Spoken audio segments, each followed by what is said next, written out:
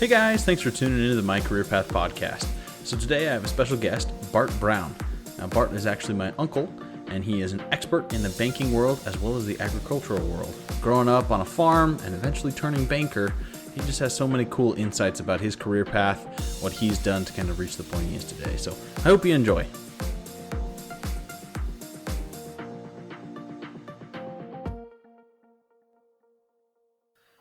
All right, I'm super excited today, you guys. I get to talk with one of my good friends and as well as my uncle, Bart Brown. He's actually a VP and a branch manager at DL Evans Bank, and he is just an awesome guy, super inspiring. I mean, he always is the one to talk to get advice or anything like that. So I'm super excited to have you, Bart. If you'd like, you please introduce yourself, kind of give us your biggest achievements, your family, education, and whatnot. I'd love to hear it. I have one correction, your favorite uncle. That's right. You got it right. Well, my name is Bart Brown. I am a Utah State Aggie. Got to put that right in there. Go Aggies. All right. Exactly right. My family is probably my biggest accomplishment, especially my children. I'm very grateful that my children have made good decisions. Most of them have made good financial and educational decisions so far in their life. And I have some cute grandkids too, and I'm very grateful for them. They're just, you think you love your kids, but you love your grandkids even more than your kids. Awesome. All right. And what about educational or kind of career focuses? What kind of achievements do you have there? Well, honestly, when I graduated from high school, I had no idea what I wanted to do, which is probably about 99% of all high school graduates. They have big dreams, and then they get to college and they start to take courses and they really just don't find anything that fits or even interests them. I went to Ricks College, which is now BYU, Idaho, on a full ride scholarship. And I started in pre-law because I thought I wanted to be a lawyer. And I completed a year of that and then served a mission for the LDS Church. And then my second year, I made it about halfway through the year in that course of study. And something inside of me just didn't really want to pursue that. I kind of lost interest in it. I knew that I had a whole bunch of schooling ahead of me to continue that path, and I just felt that I didn't want to do that. That I'm not really sure what the reasons were at the time, but it was just a feeling inside of me that said, I'm not sure this is the career path I want to take. But in retrospect, I'm glad I had a little bit of that because it's helped me in my current job. But I come from an agricultural background. And farming, I love farming. I grew up on a dairy farm, and the cows were never my first love, but the dirt always was. And I knew that my family had a long ag history, and I wanted to somehow be involved with that.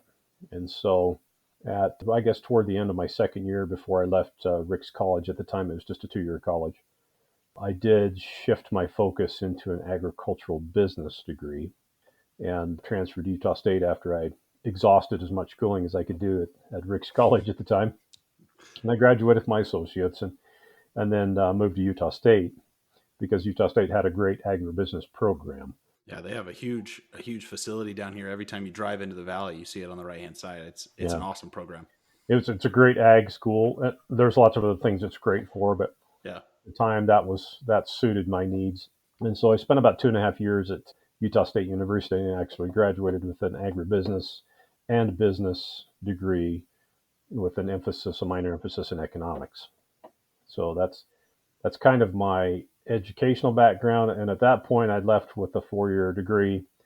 And at that point in my family, I had 2 young children and worked full time and went to school full time. At that point, I needed a break.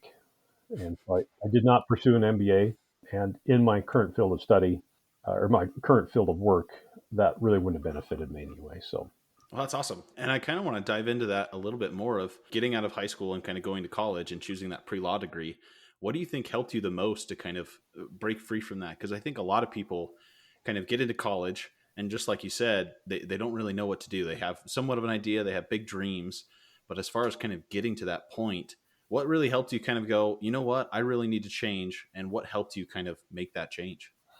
I think my family circumstances, just my heritage, being involved with agriculture, kind of helped me make that change.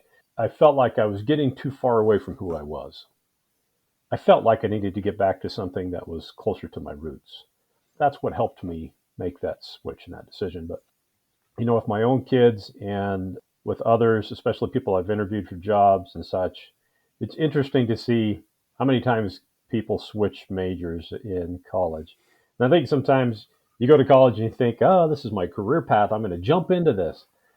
And really, you would have probably spent better time had you just tackled your core classes, your general studies, and along the way found something that you liked and then made the decision. Yeah, and I think that's huge. I think a lot of people go into college, and I myself am one of these people who kind of went in and was just like, I like business. I'm going to get an international business degree because that was cool. I'd love to do something overseas, but then I graduated, and I'm just like, now what? and figuring out that as soon as you get your degree, that it's not just like, oh, now here's your perfect career and here you go. And it's a lot of kind of bouncing around, trying other things, and then you kind of end up kind of landing in a spot that you end up really enjoying, which I think is what happened with you. It is. As a matter of fact, I really didn't know. I'd gone to a couple of career fairs at Utah State, and we went over to Colorado State University once, and I went to a career fair there, and we're talking to some of the big national agribusiness chains, Cargill, and the likes, and some of that just really that I'm gonna have to move a great distance, and it's a large corporation, and I'm not exactly sure where I'm going to fit into that and how that's going to look for my family. And one day, one of my classmates, who I'd gotten to know quite well, came to me and said, "Hey, I'm going to go interview for this bank job in Blackfoot. Aren't you from Blackfoot?" And I said, "Yeah, I'm from Blackfoot. Where are you going to interview at?" And he said, "Oh, there's this farm credit institution I'm going to go to. You should come as well." And so I said, "Well, what the heck? Why not? I think my dad actually gets his farm loan from there, so they'll probably know me, and it'll probably, if anything else, it'll be good interview practice." And so I called and made an appointment with them, and that was before Indeed Yeah, and all of the before the job sites. online job That's search. Yeah. exactly right. That's when you had to call them and say, "Hey, I'm Yeah. so and so. Can I have a job interview?" And so we went up there together and interviewed at the same time. And I got the job, and he didn't get the job. Oh no. And it was probably because my dad got his farm loan from there, and they knew him, and my dad's a great man. Yeah. Oh, that's awesome. And It's always good to have connections. it is good to have connections, yes. And so I ended up with that job, and my friend found a job at a different bank, and so he landed well. But I just kind of fell into that. I had no idea that's even what I wanted to do. But it was a job offer at the time. It was a respectable wage. It was in close proximity to my family. And so I took it. And really, I've been in banking ever since. Wow. Kind of going over your whole career path, it sounds like you kind of started out of farming and then you started to go to college. So kind of walk me through how you kind of started your very first job ever. It's interesting. All growing up, my dad started to milk cows, I think, when I was 3. Wow. And it's actually only about a mile and a half from where we live right now. And on my 5th birthday, we moved to the farm location that they're at now. So that was 47 years ago. Wow. And we moved the cows from the old location to the new location on the day the Teton Dam broke. I still remember in the parts store sitting on a stool, and the guy at the parts counter said to my dad, "Did you hear that the Teton Dam broke today?" And I can still remember that as clear as if you were to say it to me right now when I was 5 years old. Wow. But growing up on a dairy farm, there's always enough work for everybody to do.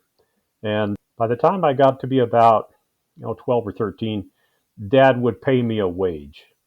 And so that was my job until I left home. I didn't have any other job outside of the farm because on a small farm, especially a small dairy farm, everybody pitches in. Yeah, it's every all hands on deck. All hands on deck all the time. Everybody works.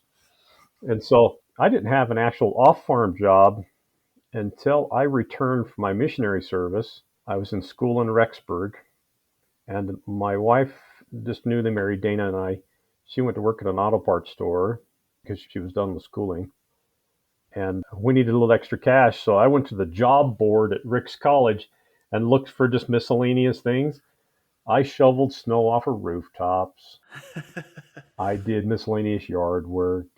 I mean, just kind of little small things like that, Yeah, just to little kind of side hustles that little you could side just get a things. couple extra That's bucks. exactly right. And then when we moved to Logan, it took us a couple of months to find work down there, and it was a little tough. And I started out working in a cheese factory, and I worked there for about 5 months until I found a better job. And then I moved to, I think it's called Icon Fitness today. It was called Proform Fitness at the time. Yep, that's they're still around here. They're Yeah, like right next to campus now. making treadmills. I think they've employed probably Yep. almost every college student that's been at Utah Yeah, State University. like everyone in my classes, that's what they said. Like, oh, I work at Icon. Yeah. And for the time, it paid a pretty good wage. And I was working full time swing shift. So I'd go to school during the day and then go to work. And then one of my friends from Blackfoot was going to Utah State. And he said, hey, there's this, I work for a company driving truck. And he said, I'm leaving to go on an internship and they're going to need to replace me. You ought to come out there and apply. And at the time, it was called Utah Wyoming Freight Lines at the time.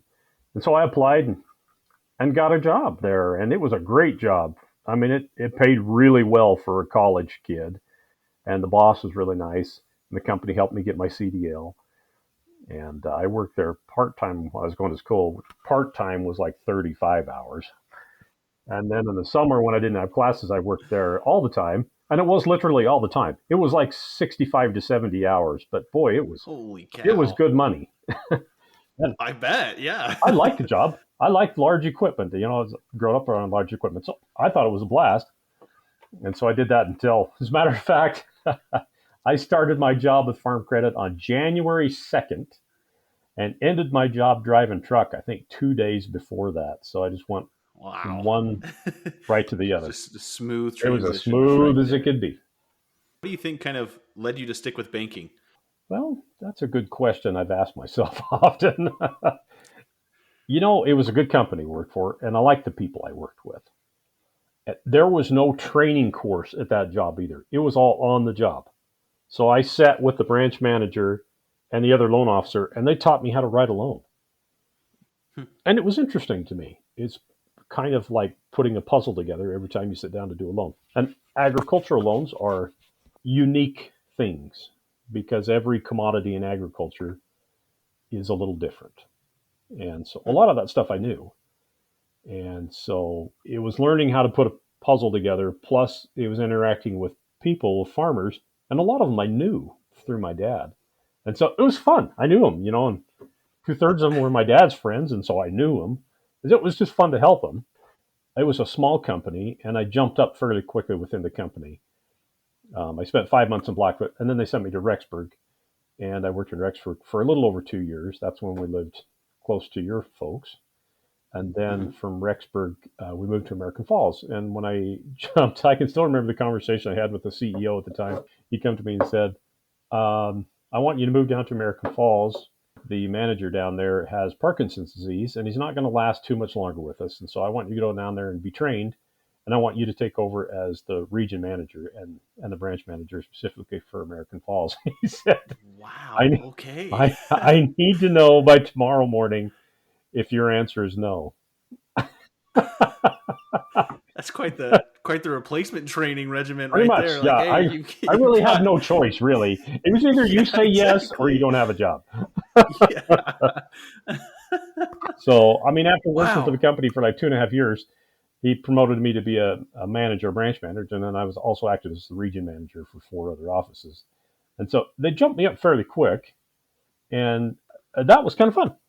Every time they jump you up, you get a little bit more pay, a little more opportunity. Yeah. I moved into a management role. That is a mixed blessing. And I actually enjoyed my time there.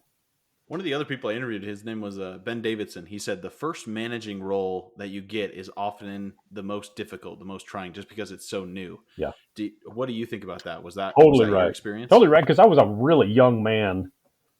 Shoot, I don't think I was maybe 29 or 30. And so Huh.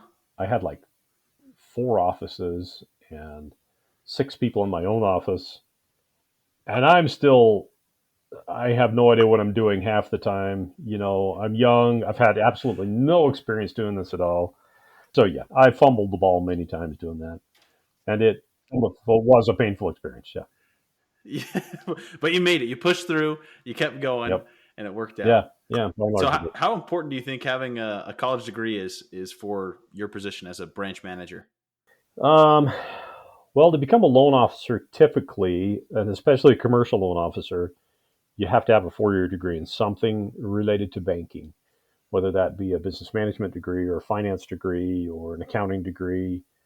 All of those will get you a job easier in banking than having a political science degree Hmm. and all of a sudden wanting to become a banker. Uh, if you stick somewhere in the finance realm, that college degree is very important for banking. Now, if you want to go corporate banking and you want to rise fairly high through the ranks, an MBA would be important for that. But you can still have a good career path and make a good living for your family with a 4-year degree. So as far as higher education, I know you kind of mentioned on it before. Do you have any higher education like a master's or I do not. anything above that? Nope, I have a 4-year degree. And actually, a lot of my coworkers, I am not sure I know anybody right now that I work with at this institution that has an MBA. I'm sure there's probably Wow. somebody, but Wow. And that kind of surprises me just because I feel like for me and a lot of my fellow classmates and things like that, that was kind of the only path was you get your 4-year degree and then you go and get, your higher education, you get your master's, your PhD, your doctorate or whatever else. yeah, And for me, I kind of looked at that and I was like, I want to get more experience. I want to be in the workforce. I want to kind of get it that way rather than in a classroom. And I think for a lot of people, just getting that higher education can kind of be like, okay, I've got 4 more years. I've got more time before I kind of decide on what to do as far as like a career. And so I love to ask people, how has it really helped, or has it really helped at all? And so I think it's interesting that you've had an amazing career, way successful, and you're happy, and your family's happy, and you don't need that higher education, yeah. which I think that's awesome. I guess my 2 cents on an MBA is if you want an MBA, I think workplace experience is important before you do it. And often, if you go to work for a company, they'll pay for Hmm. it because they're happy to have you get a little bit more education. And I just think people who have a little bit of work experience have a more meaningful experience with an MBA degree. I watched your father go through that. Was amazed, at how well he did with that. Like I say, I think experience in the field really helps with an MBA if that's the way you want to go. Well, yeah, and even when I was in college and I kind of found my job where I currently work, it was so much easier for me to apply what I was learning to where I'm working. Just because it's not like, okay, I'm just gaining knowledge and then eventually I'll be able to pour it in. It was like, all right, I learned something here, let's apply it. Yeah, And so that was kind of my belief, was like, okay, if I want to get a higher education degree, it's I want to have a position or a company in mind that I really want to do that for. yeah, And I would need that in order to get that position or that job. yeah. So, Here's my other thing that I've seen over the years by interviewing people. Often candidates that come out of school with an MBA expect a lot more than what the market's going to pay them right off the bat. So if I'm mhm. interviewing people out of college to come work for me in a loan officer training position that will advance them over 4 or 5 years, each company has a set range that they're going to pay you for an entry level job. And this is not all the time, but people that come out of college with an MBA and have no work experience think they're worth a lot more than they actually are. I I I can see that. Yeah. don't think I've hired a single one of them because what I've had to Do you do a offer they lot of won't pay. interviewing for positions and things like that at your I branch? have over the years. Yeah. Okay. Right now I'm trying to hire a teller. So Oh, yeah, gotcha. and I'm always looking for another good loan officer. Well, that's good. So what kind of traits are you looking for in those new hires? Somebody who's good with people, somebody who's genuine, somebody who's kind, and somebody who's willing to learn something. If you've got those traits and you got the education to go behind it, more than likely you're going to get a job. And that's the case everywhere. It's been interesting to interview candidates for this teller position. Some of them are, Why is that? well, some of them don't have very good interview skills. Don't know how to ask very good questions. Haven't done the research, even looked at Google reviews about my office or even our business. And so if I ask them, what do you know about this bank I work at? They don't know anything.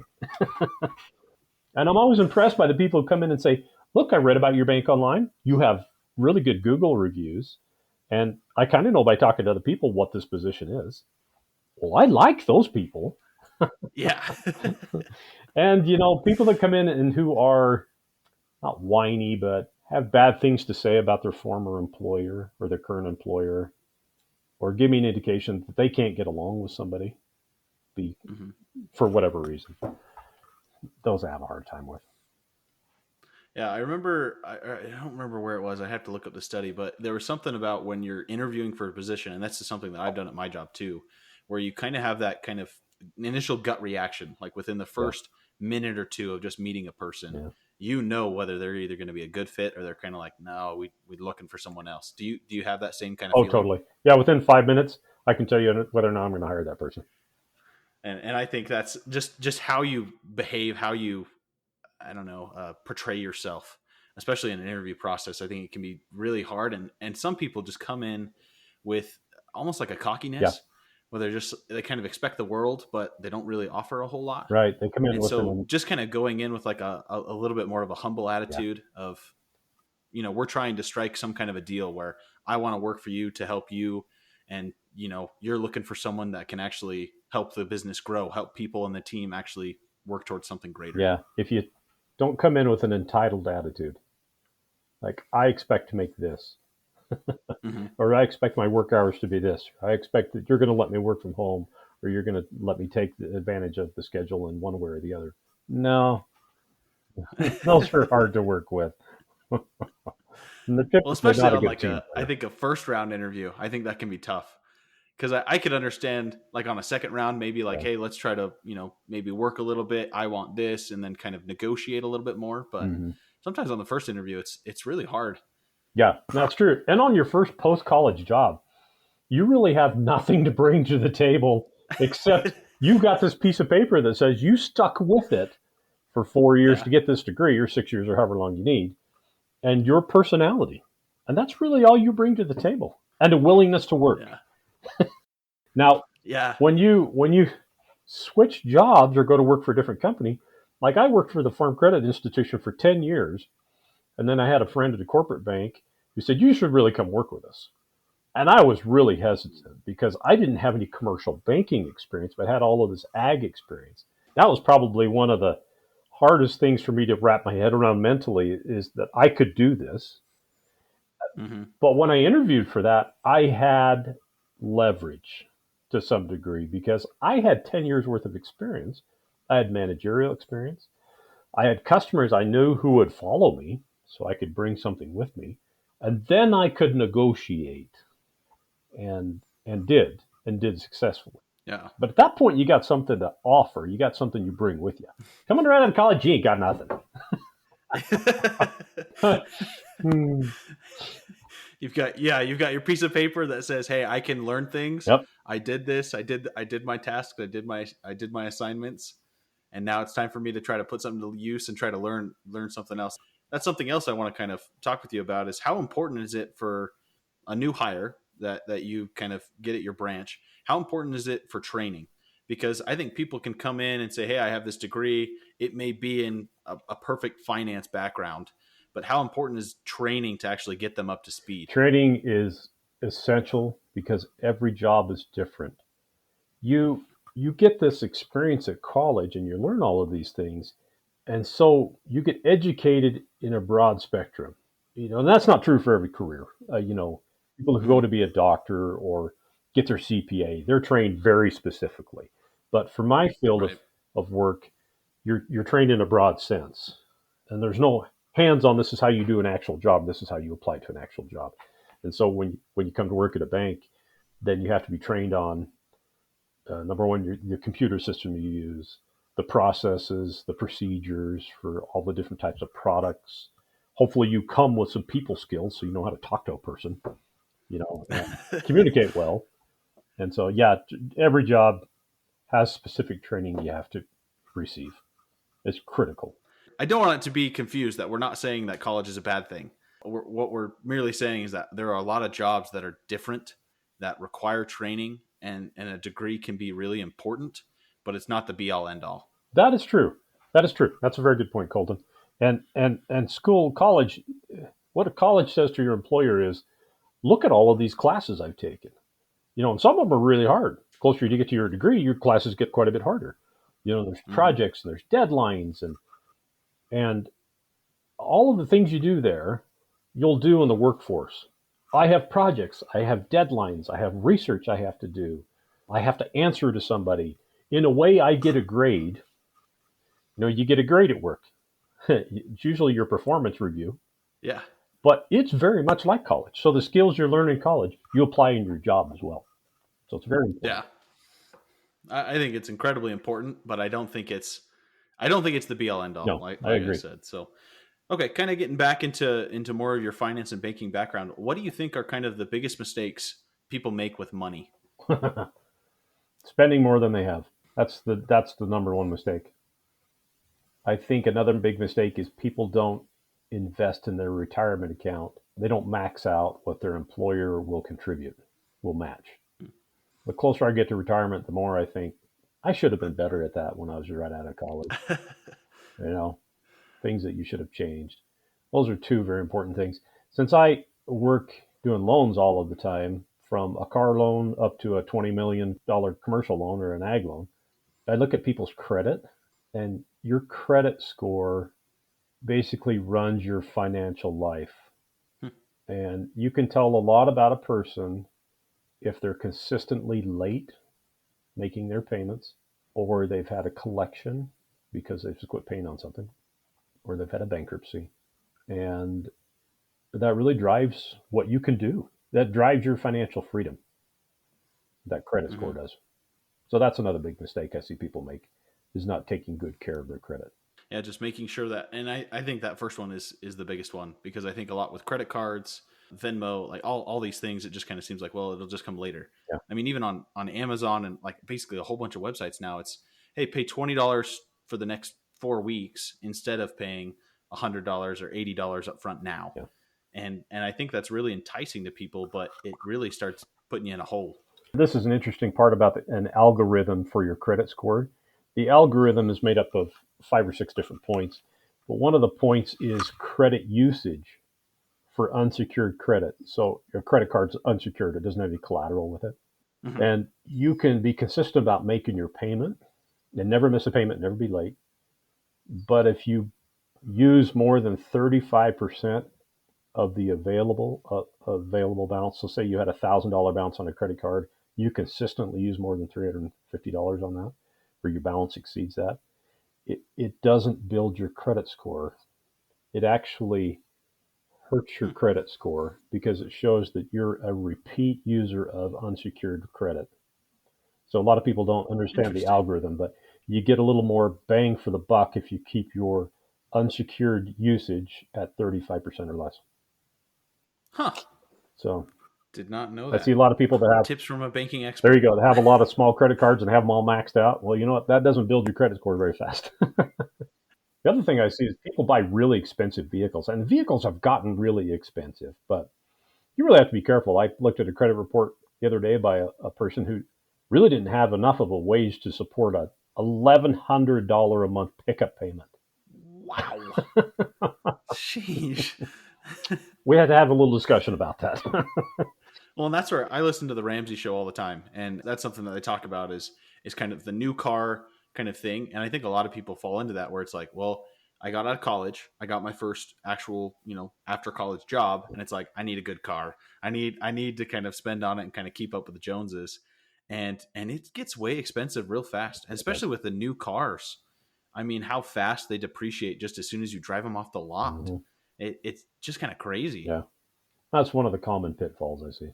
So, kind of talk about what you do on a daily basis as a VP and as a branch manager. What does kind of a normal Monday look like for you? I like to say my job is I'm the head janitor slash babysitter slash branch manager. uh, That's awesome. it's, I'm not sure there is a typical day. Um, you know, I have a staff of 6, and they all have their areas of expertise, and they're all fairly strong people, which I like because they know how to do the jobs very well. Strong people come with strong personalities, and so there's a lot of of helping people navigate other people's personalities so that we work together as a team. And they're all very professional in their own ways, and they do a great job at what they do. And so, but sometimes we have some personality clashes, which can be expected in any workplace. But, on a typical day, I get to the office about 10 to 8, and the other loan officer comes at 8. And then the rest of my staff comes, all the operations and tellers and personal bankers, they're in at about 8:30. And then we open the doors at 9. It takes about a half hour for everybody to get their cash out and get it counted and get it ready for the day, and a few other just morning chores. But, the ebb and flow of people in and out of the branch really kind of varies by day and by season. Mondays are usually the busiest. Fridays are always busy. During the week, people's foot traffic in and out of the branch is, moderate, and some days it's kind of slow. But we help people as they come in. I like to visit with folks. You want to take care of people, and you want to be available when they need something. Mm-hmm. And so some of my time is spent making phone calls to attract new clients. I go out and see business owners.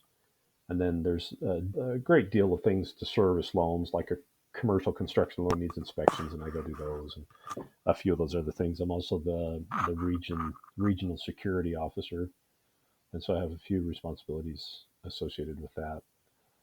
In between, in between all of that, I try and write loans. Yeah, that's right. I try to do my loan officer job. Amid the constant interruptions, I try to actually do some loans for people. Well, awesome. That's pretty Well, much a typical day. I want to know if you're willing to share a little bit more about how you kind of interact with your team, because I think a lot of workplaces kind of fall into this mindset of we need to be working all the time, the whole time we're here. Kind of that mindset of, when you're here, you're at work, and that's the only thing you do. How do you try to balance that out and try to make it more of, more feel like a team, more like this is somewhere that people can enjoy, and so people actually like coming to work? Oh, you gotta laugh sometimes, or it's an unpleasant experience to come to work and be so focused the whole entire day. I'm not sure who can do that, to be honest with you. Yeah. I mean, you gotta occasionally. We work on an open platform, so there's no offices in my office. Everybody sits on this open platform, and so it's easy to talk together as to anybody in the branch at any given Mm-hmm. time. You can yell out, I can talk to that person in that corner, or the person next to me. That's good and it's bad. Yeah. But we try and just have fun with each other. I mean, we do play games occasionally. If it's a slow Friday afternoon, maybe we'll play cards in between customers. Providing the work is getting done and it's caught up. Right. Yeah. We have every Monday morning we have a correlation meeting where we get together and look at the calendar for the week. And we balance everybody's schedules, make sure projects are assigned, and we're following up on items that need to get done. And then when we get that done, we have a little bit of training, and then we just sit around and shoot the breeze. People talk about their weekends. We know about each other's families. Some of these people, the one lady in particular, I've worked with her for 20 years. I mean, she's Wow. known all my kids since they were babies. I graduated high school with this lady, so I've known her most of my life. So we can't help but be involved in each other's families. And we Yeah. somebody will crack a joke sometime during the day, or something funny happens, and we'll stop and talk about it. We kind of have a good time. Well, that's awesome. I'm glad, because I think that's something that, especially in the news, it kind of talks about toxic work culture Yeah. and just things that we can do to kind of combat that. So, just to kind of wrap it up, I mean, what's one of the funniest stories that you've had just over your career? Anything come to mind? Oh, there's lots of funny stories. I'm not sure I can pick out any one, but I was thinking the other day, not the bank I work at now, but the bank that I worked at this before I came here. Um, Mm-hmm. we used to have these national sales calls, and we were on a call one day, and they were training us on a new computer program, and we were all in our own separate offices across Idaho. And I Uh-huh. worked with this one gal. She was my underwriter, and she worked in a different office, and she was famous for never paying attention on any of these calls. And we had instant messaging at the time. They were talking about all these acronyms for this program. My supervisor instant messaged her and said, "Hey, I didn't catch that. Can you ask him about C3PO?" And with without a pause at all, she pipes up. Now, I wasn't paying very good attention. Can you go back to when you were talking about C3PO? And this is a national call. Yeah. And the moderator was like, what? And then you could hear people throughout the nation start to snicker on this call. Just C3PO. That That's was awesome. hilarious. Mm. Oh, I love that. Well, and that's something that, just as a small aside, like I'll be sitting in some meetings with like our management team, and they'll just throw out acronyms, and I'm like, I swear that's not a real thing. Like I have no But you idea. don't know. Like, yeah, and it's like, and so I'll pipe up and ask every once in a while. I'm like, I don't know what that is, and someone will look at me like, you don't know what that is? I'm like, no, I don't have all 5 million acronyms memorized. I have lots of funny stories, but That's it's like awesome. I'm gonna have to use something that. funny happens every day. All right, guys, I hope you enjoyed that episode with Bart Brown. I hope you learned a little bit more about the banking industry, and I hope you guys can start implementing that C3PO into your businesses. I think it'll really help in the long run. If you like this episode, make sure to like and share. Make sure to leave a 5-star review and send me your feedback. I'd love to know what careers you guys are interested in. Hopefully I can get someone on the podcast to talk about it. Hope you guys have a great rest of your day. I'll catch you later.